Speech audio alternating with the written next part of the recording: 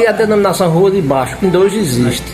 Como surgiu? A Rua de Baixo aí já é uma questão social. Sim. Foi porque tinha as ruas de cima e a Rua de Baixo. As ruas que ficavam daqui da Rua da 28 para cima era chamada Rua de Cima, que caracterizava-se as ruas dos coronéis, dos doutores, a rua de quem tinha dinheiro, dos empresários, porque como o coronel João Evangelista morava ali na casa onde o doutor Sidney está hoje, vai fazer uma clínica, não está preservando a fachada. Isso. Ali era a casa do coronel João Evangelista, que era um coronel muito influente, é quem mandava e desmandava aqui em Juazeiro. Certo? Então, quem tinha dinheiro queria morar perto do coronel, aí construiu uma casa do lado. O outro ia construindo aqui e essa praça foi ficando cheia de casas. Essas praças da Misericórdia, Praça da Igreja, Praça Barão do Rio Branco. Só morava quem tinha dinheiro. Da Rua da 28 subindo era chamada Rua de Cima. A Rua de Baixo era Rua 15, Henrique Rocha, Rua Ramiro Ribeiro, aí depois veio do Alagadiço, Rua dos Ingleses, né? Que o nome da Rua dos Ingleses é Isabel Almeida, professora Isabel Almeida, desde 1956. Ainda é?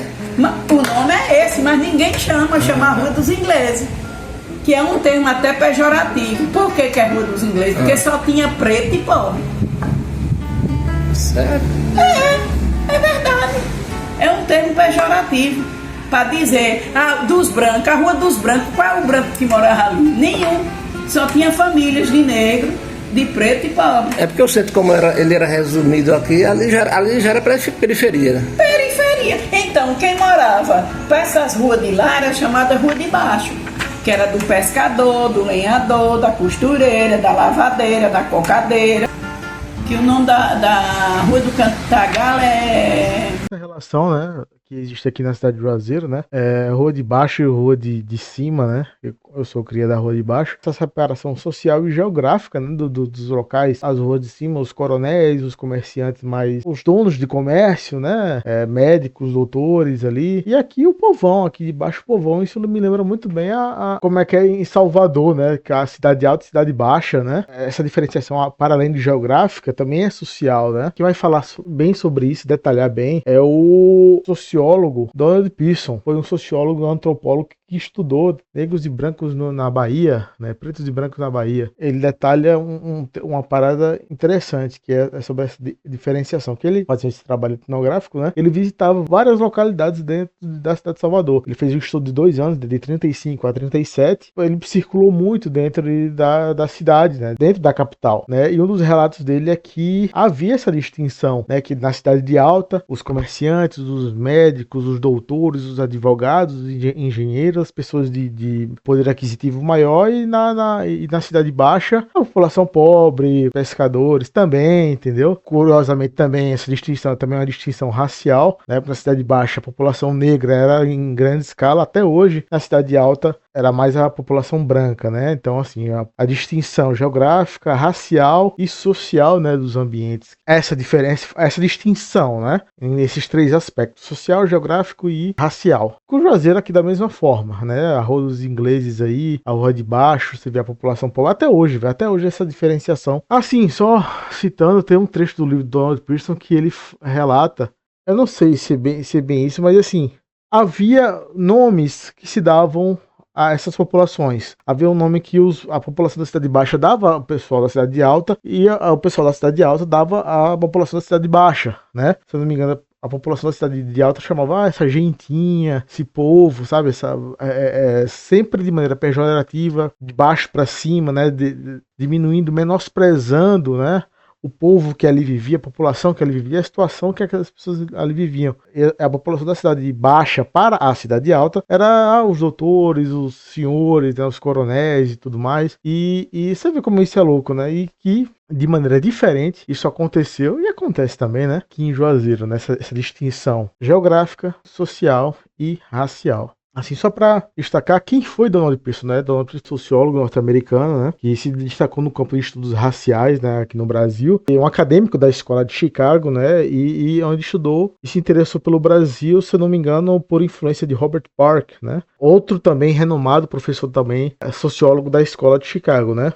Pearson fez uma pesquisa de campo na Bahia de 35 a 37, né, focada nas relações raciais e culturais da população da Bahia, né? Quando esse estudo ele ficou conhecido como em inglês, Negros in Brazil, né? A Study of Race Contact at Bahia, de 1942, né? Publicado posteriormente, né? Depois foi publicado como Brancos e Pretos na Bahia, né?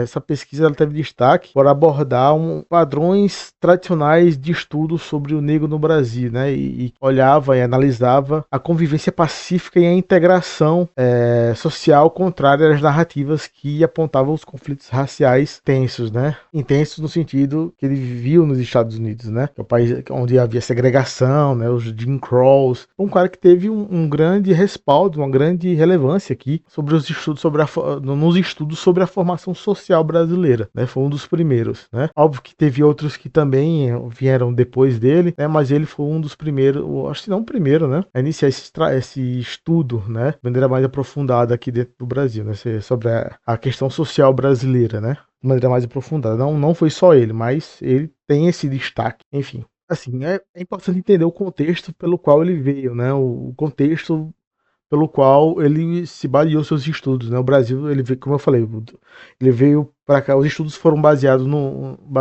os estudos foram feitos no período de 35 a 37, né? Ali, Intentona Comunista e Estado Novo de Getúlio Vargas, e onde havia também as narrativas da ideia de democracia racial, onde a ideia da mestiçagem ela vai favorecer essa nova conjuntura sociopolítica que vai haver naquele período, né? Da mestiçagem ali, né? Somos todos brasileiros, né? É um ideal que vai perpassar no imaginário da nação, né? E ele acaba sendo influenciado por conta disso também, né? Aí, nesse sentido, o Pearson ali buscava analisar a convivência relativamente harmoniosa, né, entre brancos e negros aqui na Bahia. Isso acabou reforçando uma tese de uma ausência de um problema racial, né, que não havia conflitos aqui, diferentemente, como havia dito, dos Estados Unidos, que havia uma segregação por lei, né, e aqui não. Não, tá todo mundo aqui convivendo aqui na moral, aqui, porra, ali, o neguinho ali, o branquinho ali, todo mundo ali convivendo ali na moralzinha, tá de boa. E não, essa foi a leitura que o influenciou nesse sentido, né? E assim, outra coisa, mais um ponto, mais um parênteses, é importante salientar aqui esse estudo que Donald Pearson vem fazendo no Brasil, que ele recebeu críticas, ele é criticado até hoje, porque as limitações que houve nesse trabalho, né, dentro de uma perspectiva etnográfica, né, ou esse olhar com neutralidade, né, sendo que não existe essa neutralidade. Essa neutralidade de olhar os dois lados e perceber que havia uma harmonia nas populações e conviviam tranquilamente com isso, né? E outro ponto também é que esse estudo que Donald Pearson fez, ele meio que uma análise das relações pessoais ali, né? E acabou ignorando toda a estrutura de desigualdade que estava envolto naquele contexto do estado da Bahia, de Salvador, né? Porra, cidade alta, cidade baixa, porra, rico morando em cima e pobre morando embaixo, branco, desses ricos majoritariamente brancos e pobre majoritariamente pretos, e porra, né, tipo, há uma questão de desigualdade envolta aí que ele ignorou, né. É importante ser analisado e é importante ser contextualizado nesse sentido também, né.